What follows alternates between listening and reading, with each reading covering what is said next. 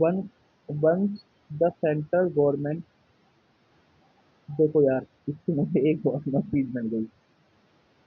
अब community community reserve को कौन नोटिफाई करता है? ये देखो, ये इंपॉर्टेंट चीज है। अब कम्युनिटी रिजर्व को कौन नोटिफाई करता है? Central government. Community community reserve को कौन नोटिफाई करता है? Central government. ठीक है। अब 2023 में पूछा है भाई साहब ने, यूपीएससी मेरे प्यारे यूपीएससी, इसके लिए गाल पर 100 तुमनिया। The chief wildlife warden of the state. Once central government notifies an area as a community reserve, the chief wildlife warden of the state becomes the governing authority of such forest। देखो भाई, ये तो reality है कि chief wild life warden के पास बहुत power होती है। Hunting is not allowed in such area. बिल्कुल, ये भी ठीक है भाई। People of such area are allowed to collect non native forest timber. ये भी ठीक है। अब जो ये जो मैटर है ना, ट्रेडिशनल एग्रीकल्चर प्रैक्टिस वाला, ये कुछ ये इसमें कुछ हो सकता है सीन। बाकी देखते हैं आगे क्या है। और अब देखते हैं यूपीएससी में 2010 में की जाएगी पूछा था। Boundaries of a national park are defined by legislation. ये हो सकता है। अब biosphere reserve is declared to conserve few species of fauna and flora. ये भी हो सकता है। फ्यू वाला मुझे अजीब लग रहा है। In wild life sanctuary limited biotic interfere. ये आंसर है क्या? ये डी है। in which in which one among the following category of protected area in India are local people not allowed to collect and use biomass?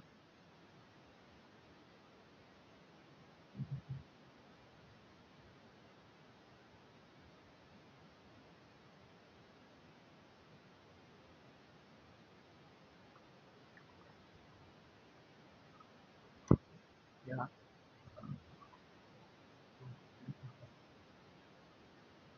In which one of the among the following categories of protected area in India are local people not collect and use the biomass?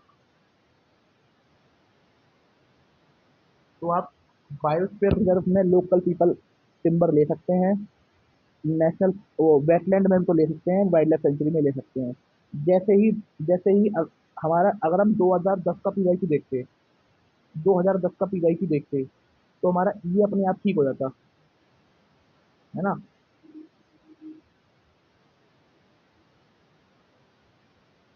इसका answer C है क्या? सी। Because जो biosphere reserve, जो उसे declare किया जाता है ना, वो पूरे एरिया को रिजर्व करने के लिए डिक्लेयर किया जाता है। अब एक बात हमें और क्लियर हो गई है कि भाई, वाइल्ड लाइफ सेंचुरी से, बायोस्फीयर रिजर्व से एंड वेटलैंड से भाई, आप जो लोकल कम्युनिटी होती है वो नॉन फॉरेस्ट टिम्बर के कुछ प्रोडक्ट ले सकते हैं और बायोमास ले सकते हैं। है ना, ये बात क्लियर हो गई है ना। अब आता है, अब इसका ऑप्शन है बी। 90 वाले का जो 2012 में पूछा था, इसका है बी।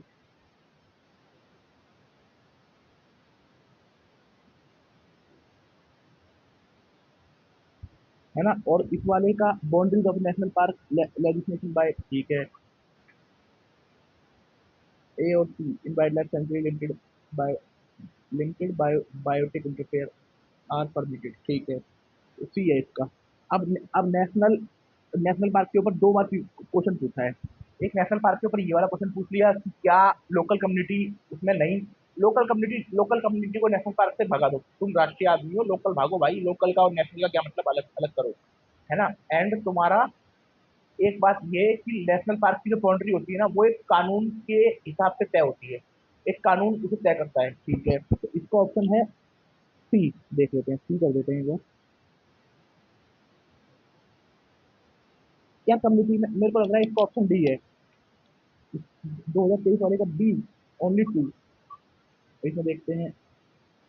नहीं, चीफ वाइल्ड लाइफ वार्डन नहीं होगा। मेरे ख्याल से जो डीएम होगा ना उसको पावर होगी, या पंचायत को पावर होगी। डीएम को पावर होगी या पंचायत को पावर होगी? इसका ऑप्शन बी है।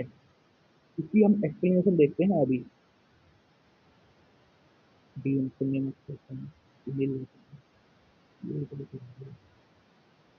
ठीक है। Community reserve are they forest, community reserve are they forest department Bangalore entry, forest department bank, तो फॉरेस्ट का इससे अलग है। This is a factual question in which we can conclusively judge statement 3, but statement 1 is difficult. Statement 2 is correct, simple logic, and statement 3 as well under Forest Rights Act and thus is correct. देखो, अब एक चीज और हमें पता लग गई। जो कम्युनिटी फॉरेस्ट अनाउंस किए जाते हैं ना, वो फॉरेस्ट, उसमें फॉरेस्ट राइट,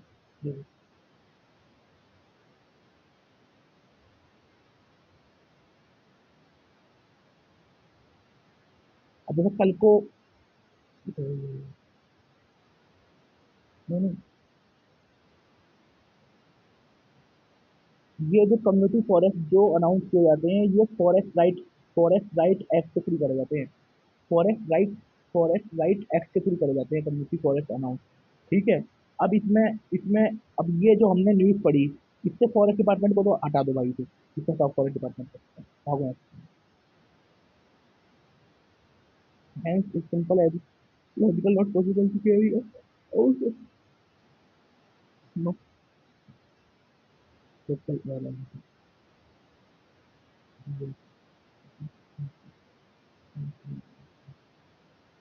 हंटिंग को हटा दो। ठीक है। अब देखते हैं आगे, आगे पढ़ते हैं इसके बारे में।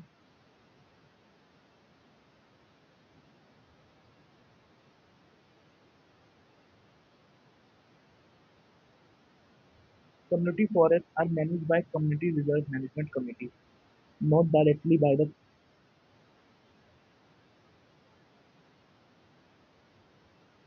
देखो, ये गलती हो गई भाई। Community Management Committee not directed by Chief Warden. The Chief Wildlife Warden has override role but does not function as a governing body. Chief Wildlife Warden के रोल होते हैं, परंतु वो कोई गवर्निंग बॉडी नहीं होती। ये जो मैनेज किए जाते हैं, ये कम्युनिटी रिजर्व मैनेजमेंट कमेटी द्वारा करे जाते हैं। Hunting is strictly prohibited in community reserve as they are protected under WPA 1। अब जो कम्युनिटी रिजर्व फॉरेस्ट है ना, ये WPA 1 के अंदर, WPA सबसे खतरनाक चीज है भाई। WPA मतलब वाइल्ड लाइफ प्रोटेक्शन एक्ट के अंदर इन्हें प्रोटेक्टेड इन्हें प्रोटेक्शन मिली हुई है। ये ये भाई मतलब इनका सीन ही अलग है भाई, इनको कोई अपनी दे सकते। The sustainable collection of non timber product like, national park को छोड़ के आप कहीं से कनेक्ट कर लो, नेशनल पार्क को छोड़ दो बस। उसके नेशनल पार्क को छोड़ दो, उसके बाद बायोस्फीयर रिजर्व से कर लो, कम्युनिटी फॉरेस्ट से कर लो, वाइल्ड लाइफ सेंचुरी से कर लो, रामसर कन्वेंशन से कर लो, वेटलैंड से कर लो, उन्हें छोड़ के कहीं से भी कनेक्ट कर लो। Generally allowed feature does not harm biodiversity. Community forest restrict land use change and traditional agriculture is not permitted. ठीक है। अब इस क्वेश्चन को अगर हम थोड़ा दिमाग खोल कर करते, कम्युनिटी फॉरेस्ट, अगर जिसको आप कम्युनिटी फॉरेस्ट अलाउड कर रहे हो, है ना, जिसको आप अलाउड कर रहे हो भाई कम्युनिटी फॉरेस्ट है, पहली बात तो वहाँ कम्युनिटी की चलेगी, उसका सिस्टम ही हटा दो। अगर उसे अलाउड करना होता तो चीफ वाइल्ड लाइफ वार्डन को राइट, स्टेट को राइट देने होते, तो आप उसे कुछ और अनाउंस कर देते। तो पहला काट दो। और hunting hunting is also not allowed. Hunting कैसे अलाउड हो जाएगी यार? एंड और ये traditional agriculture practice is also not allowed. तो answer could be only one. It's very simple. और इन्हें इन्हें प्रोटेक्शन है WPA 1 के अकॉर्डिंग, है ना। और ये फॉरेस्ट राइट एक्ट में बोल रखा है कि भाई ये टिम्बर प्रोडक्ट ले सकते हैं। और मैं आपको एक बात और बता दूं, केवल नॉन नॉन टिम्बर प्रोडक्ट है, केवल नेशनल पार्क को छोड़ के आप वाइल्ड लाइफ सेंचुरी से भी ले सकते हो, कम्युनिटी फॉरेस्ट से भी ले, कम्युनिटी कम्युनिटी रिजर्व से भी ले सकते हो। और जो ये कम्युनिटी रिजर्व है, ये सेंट्रल गवर्नमेंट करती है, सेंट्रल गवर्नमेंट नोटिफाई करती है। ये भी चीज है, ये भी PYQ पूछ सकता है ना। और सबसे ले सकते हो, और इससे इनसे नहीं ले सकते। और नेशनल पार्क की जो बाउंड्री होती है वो भाई उससे होती है भाई, उससे होती है, लेजिस्लेशन से होती है। ये ठीक है। Restricted land use objective to utilize the life and resources sustainable resources, but agriculture is not one of the permitted activities. भाई एग्रीकल्चर अलाउड नहीं होती, एग्रीकल्चर का मैटर ही नहीं है भाई, पीछे हो जाओ। Difference between biosphere reserve, national park and wild life sanctuary. ये इसके अंदर टोटल 2 पॉइंट है, इन 2 पॉइंट को पढ़ते हैं। मतलब 2 पॉइंट नहीं है, 2 सब्जेक्ट के बारे में, 2 टॉपिक के बारे में बात होती है।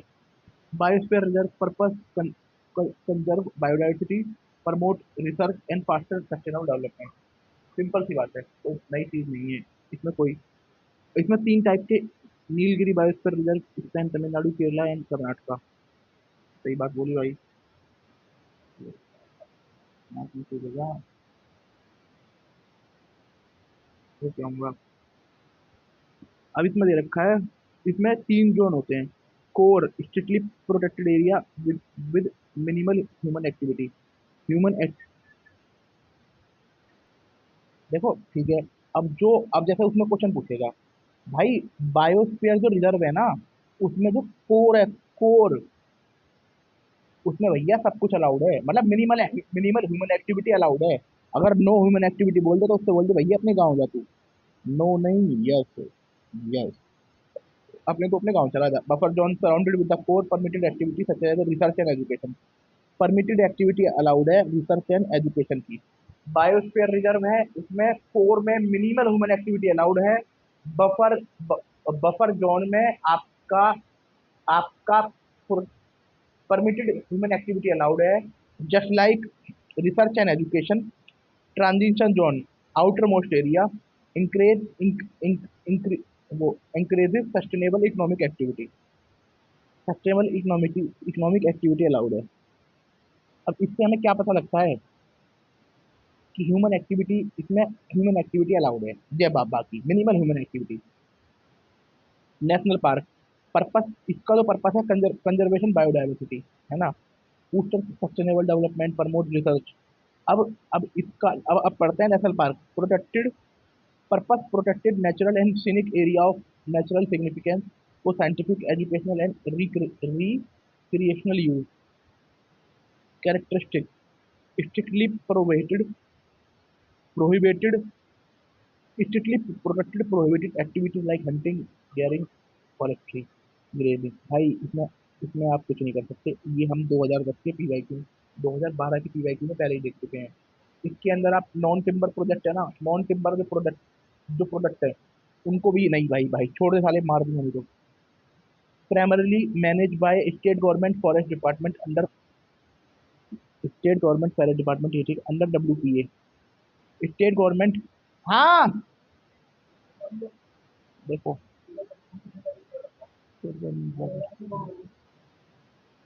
देखो,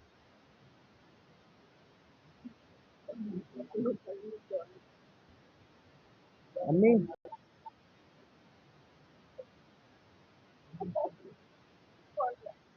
लोग हिस्ट्री चेक करते हैं।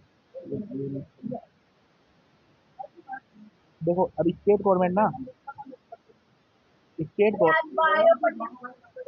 स्टेट गवर्नमेंट,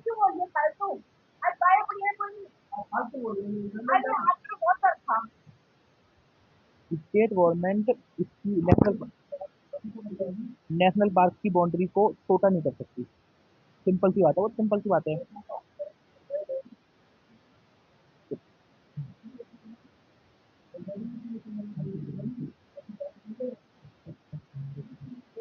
नेशनल, केवल national board of wild life. अब ये क्वेश्चन हमसे पूछ सकते हैं कि wild life protect, mummy, mummy ये सब बेकार है ये, मैं एक ले लेता हूँ।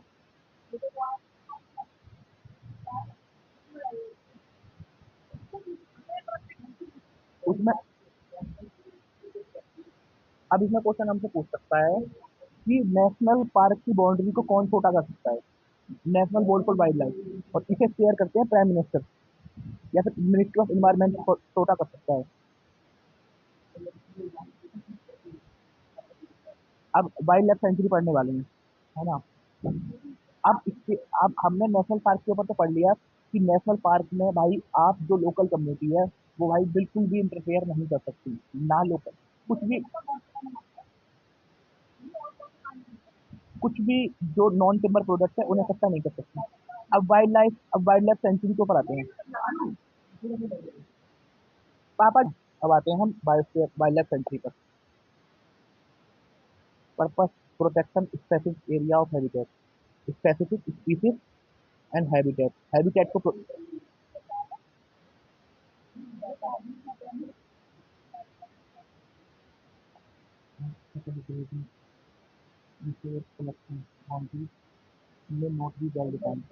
देखो जो वाइल्ड लाइफ सेंचुरी है ना, यहाँ पर ह्यूमन एक्टिविटी प्रोहिबिटेड नहीं है बट रेगुलेटेड है।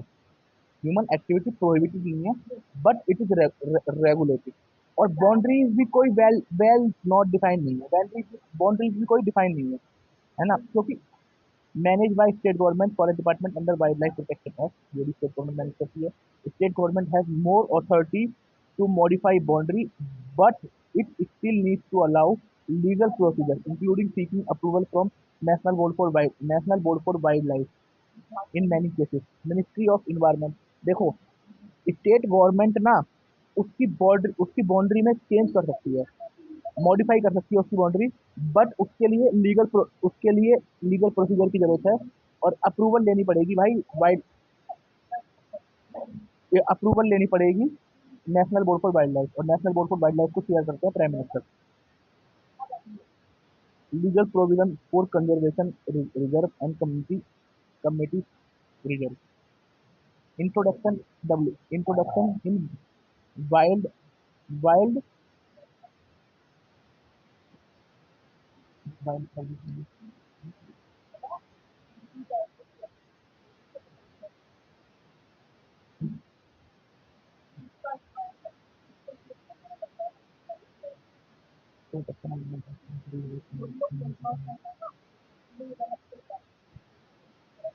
to involve local community and conservation reserve।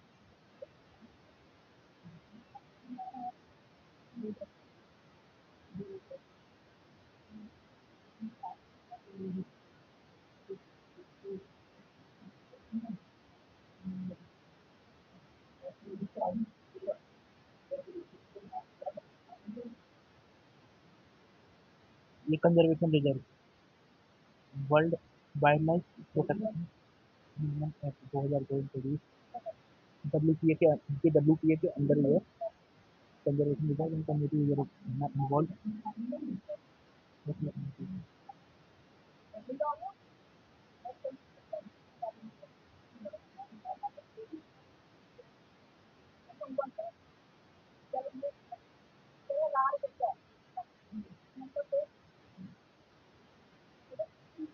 Conservation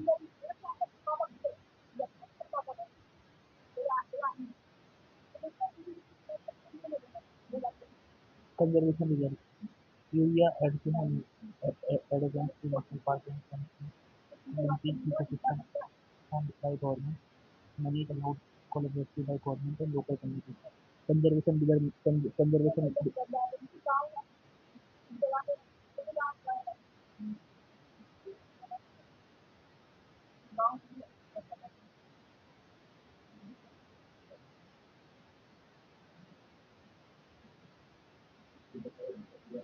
privately and consuming owned by land privately and com, community reserve community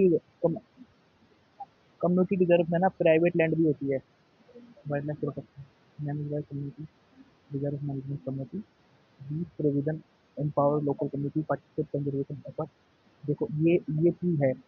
अब जो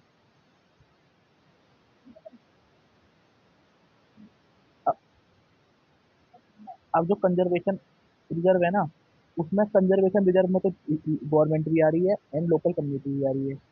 और ये मतलब देखते हैं मतलब क्या करें।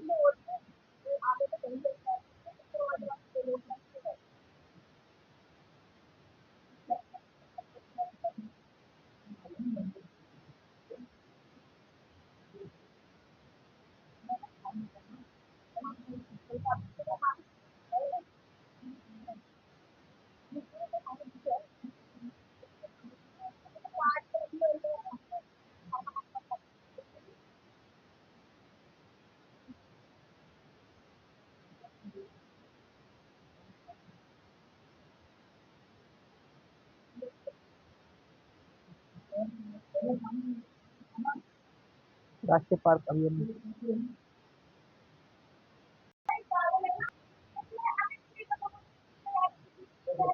देखो, अब इसमें carbon capture and station station के बारे में बात की गई है ना। कार्बन कैप्चर,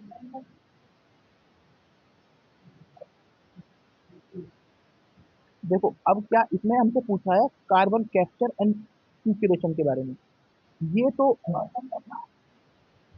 जो ये वाली टर्म दे रखी है कि capturing carbon dioxide adduced by various industries and pumping into abundant sub terrain in sub terrain mines and in the form of carbonated water. ठीक है, इसमें कार्बोनेटेड वाटर के रूप में जो माइन होते हैं उसके अंदर जो जमीन से नीचे सलाइन माइन होती है, जिसके पानी को हम कभी यूज नहीं कर पा रहे, उसमें डाल दिया जाते हैं।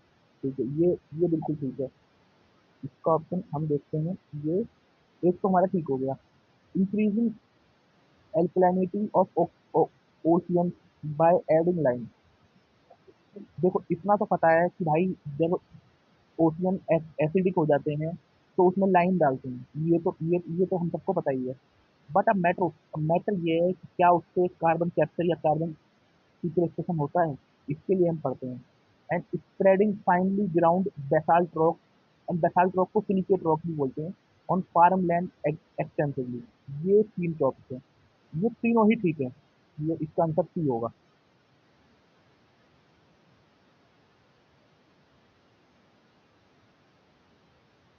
अब इन्होंने हमसे 2017 में 25वां क्वेश्चन पूछा था। और देखो अब जैसे यूपीएससी ये पूछ सकता है कि भाई मिटिगेशन के लिए कौन सी है, अडेप्टेशन के लिए कौन सी स्ट्रेटजी है। अब जो कार्बन कैप्चर है ना, ये मिटिगेशन के लिए है। कार्बन कैप्चर जिसमें हम कार्बन को कैप्चर कर रहे हैं, ये मिटिगेशन के लिए है ना। और इसमें इसमें हमसे क्वेश्चन पूछा था कि ये था which of the following can be potential site for carbon sequestration. Potential site पूछी थी। देखो ये जो तीसरी टर्म है, ये भी ऐसे जो 2023 में जो पीआईक्यू पूछा है, वो 2017 के पीआईक्यू का है ही पूरा। सबटेरेन desalinity formation, depleted oil and gas reservoir, abundant and uneconomic coal field। ये भी इसका भी ऑप्शन डी है, 1 to 3 ठीक है। Option D.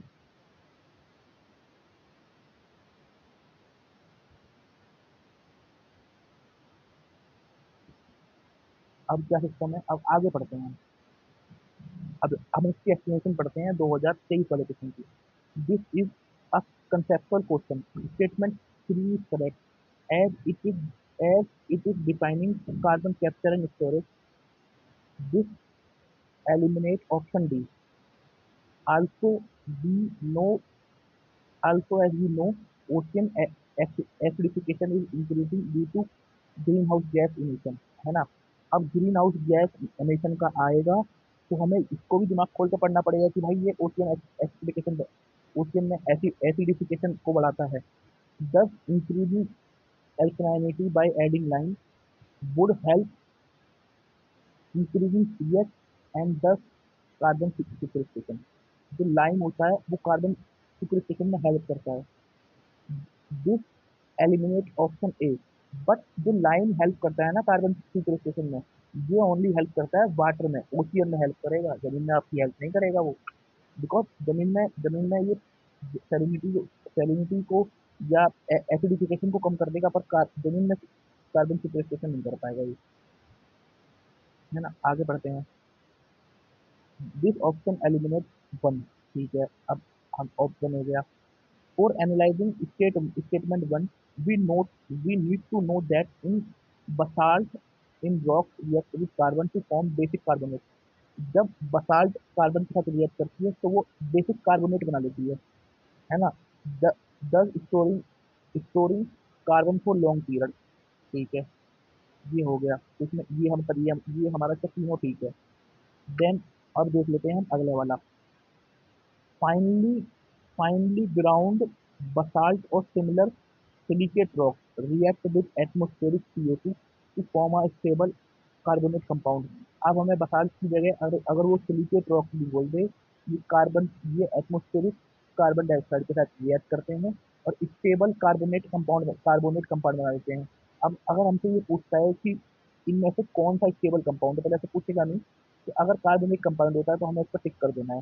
Sequestration carbon over long period. This is a recognized method for carbon sequestration. ठीक है।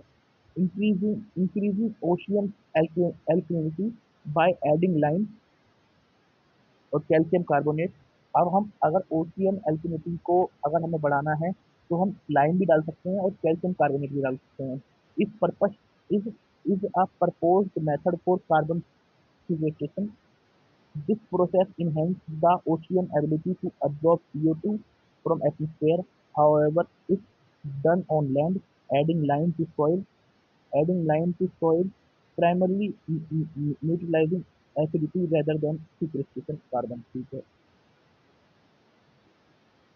Capturing carbon dioxide released from various industries and in pumping it to in it, in it into abundant subterranean subterranean mines is a form of global carbon sequestration,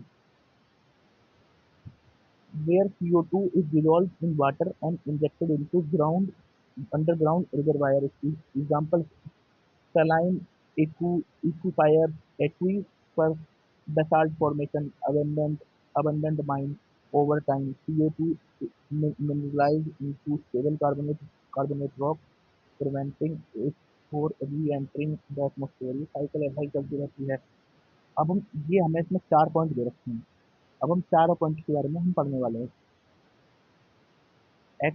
accelerated mineral weathering to capture CO2। Accelerated mineral weathering to capture CO2। Mineral weathering. अब हम mineral weathering को बढ़ाना पड़ेगा CO2 को capture करने के लिए। Olivine olivine देखो, बसाल्ट लाइमस्टोन के बारे में तो हम ऊपर पढ़ चुके हैं। अगर ये पूछे कि हमें मिनरल वेदरिंग कार्बन कैप्चर के लिए कौन सा जरूरी है, हम मिनरल वेदरिंग को बढ़ा दें, तो हम बोल देंगे भाई बढ़ा दो बढ़ा दो बढ़ा बढ़ा बढ़ा। अब इसके लिए ओलिवाइन के बारे में हम पढ़ लेते हैं। ओलिवाइन इसे खा देगा ये।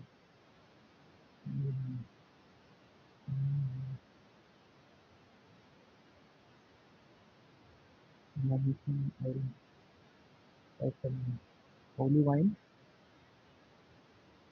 Made up from magnesium and iron, है ना,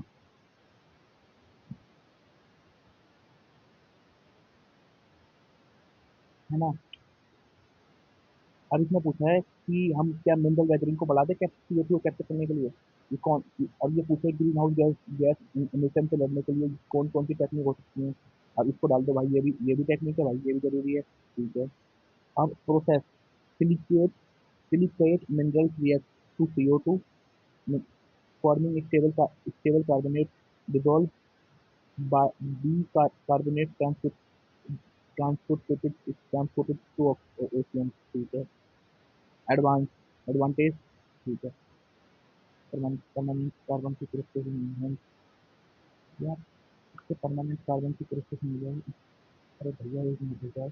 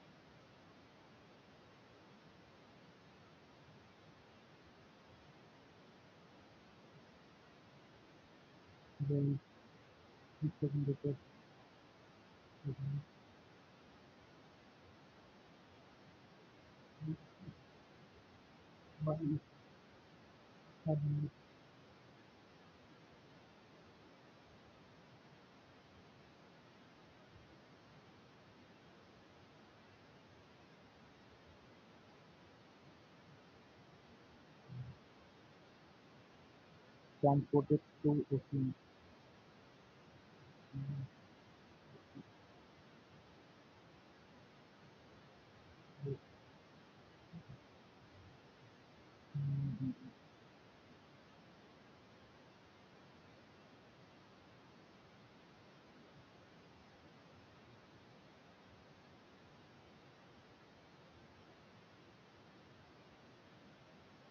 इससे क्या होगा जो मतलब वो परमानेंट हो जाएगा ठीक है ना सिंपल पॉइंट है डायरेक्ट एयर कैप्चर टेक्नोलॉजी अभी हम दो तीन एमसी दे देगा कि ये हो सकता है extract CO2 from ambient air by using chemical and physical process अब ये ambient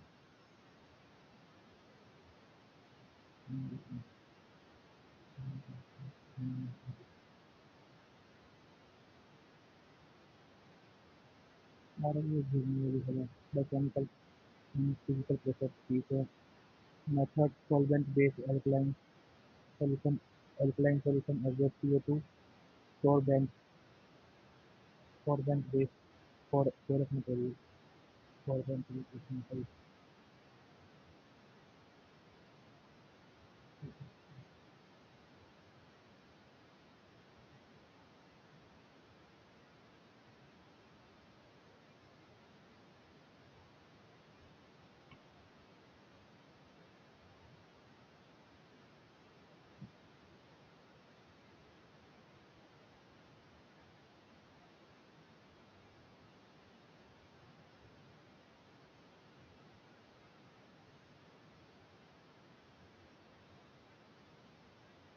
CO2 application CO2 solution COR fuel and industrial process permanent geological independent independent atomic emission source negative याद देखो हाँ अभी जो हम लाइन का यूज कर रहे हैं जैसे अल्कलाइन अल्कलाइन सॉल्यूशन की एज जैसे कैल्शियम कार्बोनेट और लाइन का यूज करेंगे भाई इनके भी तो नेगेटिव इम्पैक्ट हो सकते हैं एनवायरमेंट में पर इनके बारे में अभी हम बिल्कुल डिस्कस ही नहीं कर सकते क्योंकि ज़्यादा बड़ा खतरा है ना नेगेटिव एमिशन टेक्नोलॉजी इसमें मेथड बनाएंगे CO2 from atmosphere deforestation CO2 absorbed by trees by biochar carbon rich in soil enhanced gathering accelerated mineral mineral reaction DECCS CO2 capture from biomass combustion चार चार टॉपिक ठीक है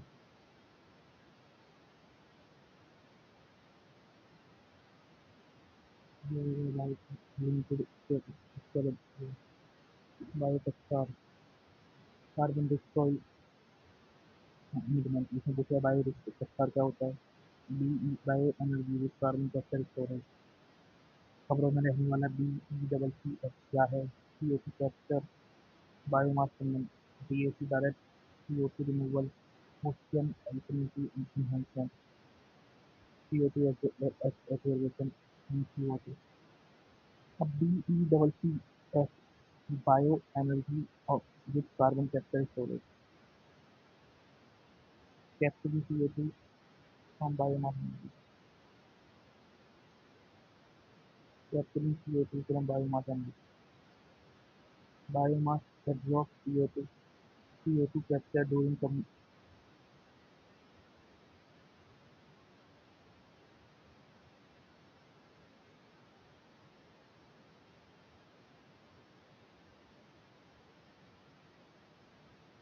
biomass absorbs CO2 CO2 captured during biomass absorbs CO2 CO2 captured during consumption is stored underground in a pre-consumption gasification post-consumption mine post-consumption ये अभी से पूछ सकता है oxy fuel combustion CO2 separation कि भाई ये pre post and both consumption पे कैसे कर लेता है इस बोलेंगे हाँ mine absorption negative negative net negative emission is existing infrastructure current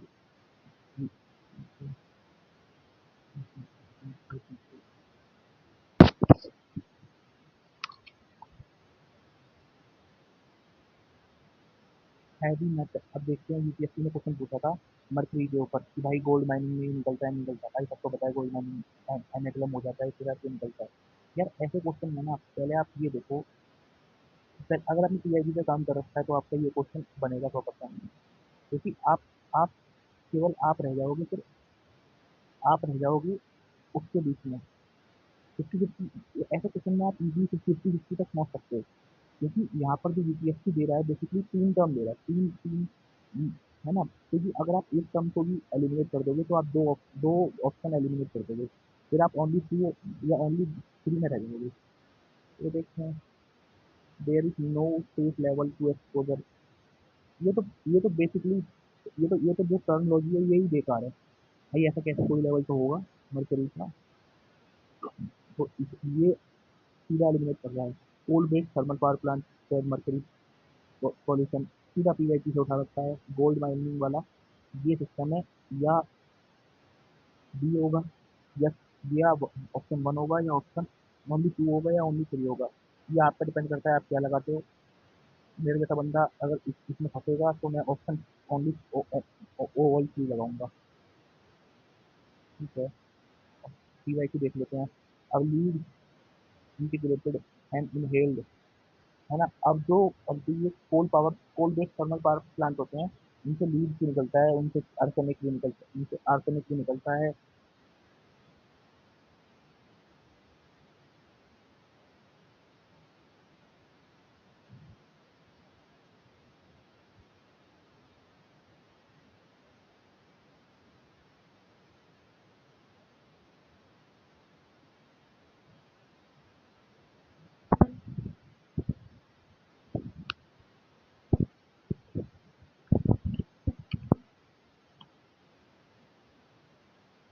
lead ingested or inhaled is a health hazard after the of lead, addition of lead to petroleum has been banned। अब hair और and cosmetic में तो यार कुछ भी आए ना, cosmetic में वो ही लगा दो आप, साला ये होगा कॉस्मेटिक में। और स्मेल्टिंग यूनिट ये मुझे पता नहीं है, इसमें मेल्ट होता है तो स्मेल्टिंग यूनिट बोल देते हैं। अगर आप इसमें बेसिकली ऑप्शन टू को भी एलिमिनेट कर दोगे ना, तो आप आंसर तक पहुंच जाओगे। क्योंकि पेंसिल और पेन में ग्रेफाइट टेक्नोलॉजी तो हमने सुना नहीं। और यार कार्बन का बनाओ, ग्रेफाइट भी तो कार्बन कार्बन का फॉर्म में हो सकता है। तो इसके बारे में हम देख लेते हैं। अब जैसे ये जो पीआईटी दे रखा है 2020 में, ये ये इससे अगर जो चीफ ने इस पे काम कर रखा होता, वो उसका ये पेपर बन जाता है यूपी। तो इसमें बोल रखा है coal ash contain arsenic lead and mercury. Arsenic lead and mercury ये पता है सबको। ठीक है। Coal fired power plant release sulphur dioxide oxide and oxide of nitrogen into environment, ये भी पता है। High ash content is observe in Indian, ये पता है। तो डी देख लेते हैं।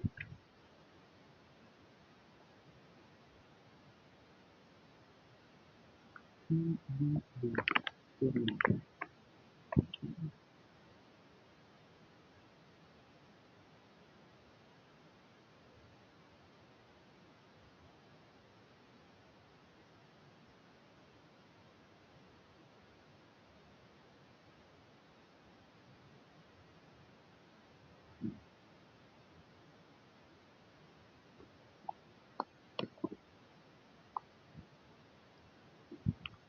It's fairly easy question based on common observation and logic. Thermal power plants not only lead to gaseous fumes but also heavily metal pollution, ये तो पता ही है भाई। अब पता लग गया to basic science knowledge we know that mercury easily form an with element with element like gold. Thus when we then when we would gold and mercury would be released। ठीक है, ये भी इससे पता लग जाता है। अब जैसे अब हम फ्यूचर पे क्या तैयारी कर सकते हैं। फ्यूचर के लिए तैयारी कर सकते हैं, मर्करी से रिलेटेड गोल्ड आएगा, कार्बन, इस क्वेश्चन पे 2020 वाले क्वेश्चन से हम तैयारी कर सकते हैं फ्यूचर के लिए। देखो कि इंडियन, अगर इंडियन इसे आएगा तो आ जाए कि इंडियन कोल के साथ क्या प्रॉब्लम है, या इंडियन कोल के साथ क्या प्रॉब्लम है, तो इसमें हमारा आ जाएगा हाई एस होता है इसमें, सल्फर डाइऑक्साइड होता है, और नाइट्रोजन होता है ना। High S, sulphur dioxide and nitrogen, Indian Indian coal में ज़्यादा सल्फर होता है। देन देन अगर देखते हैं, artisanal and small scale gold mining is one of the largest source of mercury pollution globally. Mercury is used in coal extraction to form amalgam, in which then heated to evaporate the mercury, releasing it into the atmosphere. Minamata Convention on Mercury recognized ASDM as a major contributor to mercury pollution. Coal naturally contain mercury, and when it burns in thermal power plants, mercury released into air. Coal combustion is the major source of global atmospheric emission, which eventually deposits into water bodies, bioaccumulating and aquatic life. While high level of mercury exposure are dangerous, various international ये तो पता ही है। अब इसमें दो point है, bio accumulation and bio magnification. Bio magnification का संबंध है तुम्हारा फूड चेन से, और इसका संबंध है तुम्हारा एक्सट्रैक्शन एंड इंटरेक्शन से। अब जैसे ये कंडीशन,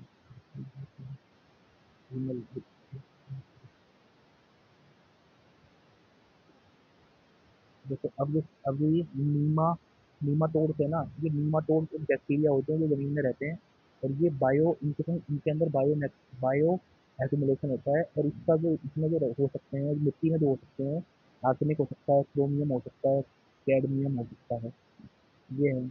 अब हम सोर्स पढ़ लेते हैं, industrial source, lead, mercury, cadmium and arsenic. Lead निकलता है सीसा, ये तो पता ही है, मरकरी पता है, कैडमियम पता है, एंड आर्सेनिक। आर्सेनिक और ये कैडमियम, और जमीन से निकलता है आर्सेनिक एंड कैडमियम। नहीं, एग्रीकल्चर से निकलता है arsenic and cadmium, and natural source soil geological weathering release से निकलता है तुम्हारा, क्या निकलता है, कैल्शियम एंड निकल। ये हो गया, ठीक है। अब हम पढ़ते हैं, एक क्वेश्चन इन्होंने पूछा था, ये हाइड्रोजन हाइड्रोजन ग्रीन हाइड्रोजन से पूछा था। पहले पीआई की देखते हैं। 1995 में हमसे पूछा, सॉरी 2015 में हमसे पूछा है, with reference to fuel cell in which hydrogen which fuel cell and oxygen, मतलब फ्यूल सेल से रिलेटेड है, और which hydrogen which fuel and oxygen are used to generate electricity. अब सिंपल सी बात है, अब हमें एक चीज यहाँ से क्लियर हो रही है कि ये इलेक्ट्रिसिटी बना पा रहा है ना, इलेक्ट्रिसिटी बना पा रहे हैं, इनसे इलेक्ट्रिसिटी बन सकती है। चलो ठीक है, कंसीडर द फॉलोइंग स्टेटमेंट। इस अब जैसे जिस बंदे ने 2010 का क्वेश्चन देखा होता, उसका ये इजी ठीक होता। Emit heat and water, heat तो निकलेगी भाई, हीट तो निकलेगी, और वाटर वाटर निकल रहा है, जिसका ये H2 आंसर है। 2010 में हमसे इन्होंने पहले बोला कि 2010 में इन्होंने हमसे पहले बोल दिया था कि भाई H2O निकलता है इससे।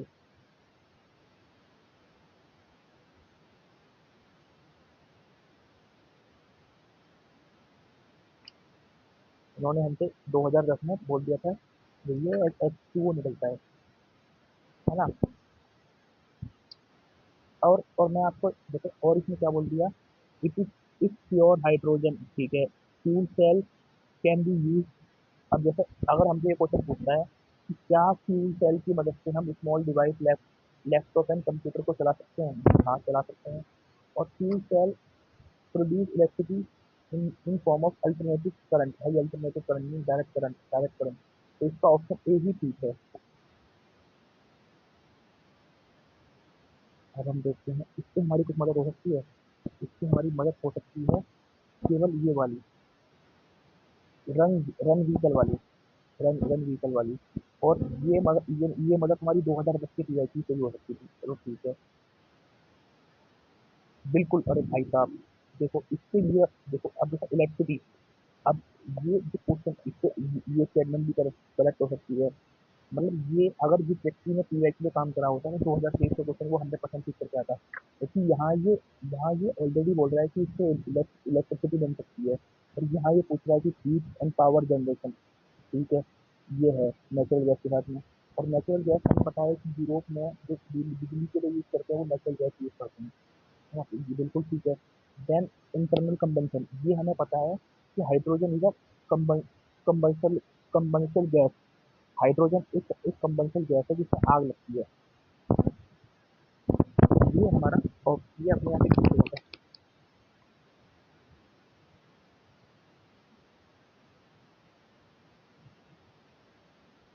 ठीक है, अब हम देखते हैं डिफरेंस बिटवीन ग्रीन। अब देखो पहले इसकी एक्सप्लेनेशन पढ़ लो।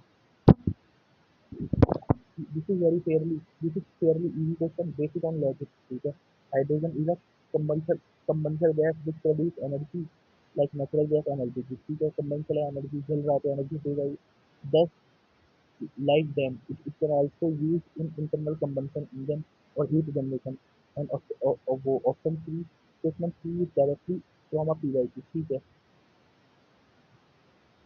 hydrogen can be used directly in internal combustion engine। मतलब बातें हैं बहुत ज़्यादा। Hydrogen can be used directly in internal combustion engine just like gasoline and natural gas। ठीक है,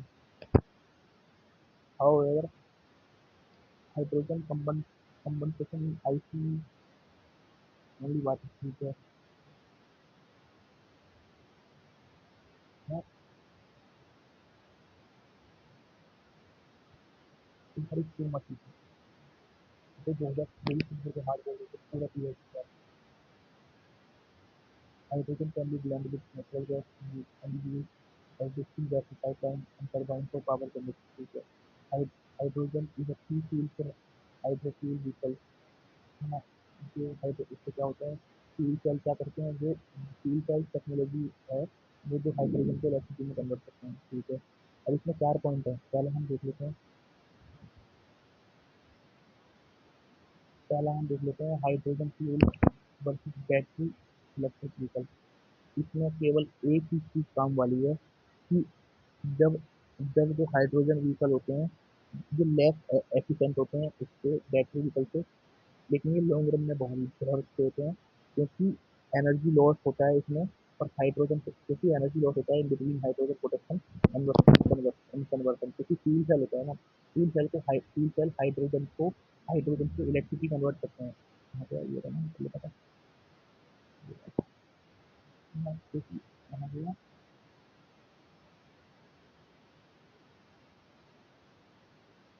ये रहा, ये हाइड्रोजन से इलेक्ट्रिसिटी कन्वर्ट करते हैं और इससे एनर्जी यूज होता है। और इसमें ये इससे डायरेक्ट इलेक्ट्रिसिटी यूज होती है, इसमें डायरेक्ट इलेक्ट्रिसिटी यूज होती है। ठीक है, इसका आंसर ज़्यादा है। अब हम रोल पढ़ लेते हैं। इसकी मैन्युफैक्चरिंग में DRI होता है, डायरेक्ट रिड्यूस आयरन। इसमें इसका डायरेक्ट रिड्यूस आयरन इसका उसमें यूज हो सकता है। केमिकल इंडस्ट्री में ऑलरेडी अमोनिया यूज हो रहा है ना। और हेबर बॉश प्रोसेस के थ्रू, है ना। अब मिथनॉल सिंथेसाइज जो है, सीमेंट इंडस्ट्री में क्लिंकर क्लिंकर प्रोडक्शन होता है, उसमें इसका यूज होता है। गैस एंड इलेक्ट्रॉनिक में भी इसका यूज हो सकता है, माइक्रोचिप फैब्रिकेशन। अब हम पढ़ लेते हैं solid oxide and proton proton exchange membrane. जो सॉलिड ऑक्साइड होता है, सॉलिड है तो हाई टेम्परेचर बनाना पड़ेगा इसके लिए। बेस्ट एफिशिएंसी है, बेस्ट है सब कुछ में, बट स्टार्ट देर में होता है। Suitable for continuous process and stationary power generation के लिए बेस्ट है, इंडस्ट्रियल एप्लीकेशन के लिए बेस्ट है। Proton exchange membrane fuel cell भी बढ़िया है, इसके लिए लो टेम्परेचर चाहिए। Require pure hydrogen as a fuel, है ना। इसको आप इसमें सॉलिड फ्यूल सेल में आप ये protein exchange membrane fuel cell में आपको केवल हाइड्रोजन एज अ फ्यूल चाहिए, प्योर हाइड्रोजन। इसमें आप नेचुरल गैस एंड बायोगैस को भी यूज कर सकते हो। High power density quick startup, और जल्दी स्टार्ट होता है। Use in automobile portable application, backup power and less durable due two membrane degradation. ठीक है, अब ग्रीन हाइड्रोजन में ये सब बहुत सिंपल सी बात है। इलेक्ट्रोलाइजर की मदद से हाइड्रोजन को अलग करते हैं जिसमें रिन्यूएबल एनर्जी का यूज होता है। और जिसमें जीरो जीरो एमिशन होता है। देन जो जो ब्लू हाइड्रोजन है, इसमें इसमें यूज होता है, इसमें कैसे टेक्नोलॉजी लगी होती है,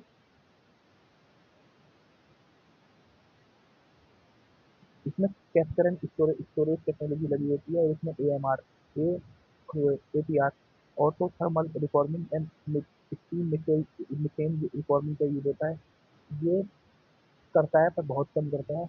इसमें बोले zero carbon, blue hydrogen zero carbon नहीं भाई, जीरो कार्बन नहीं। और इसमें बोले grey hydrogen produce by steam reforming using natural gas, no carbon capture. ये ठीक है।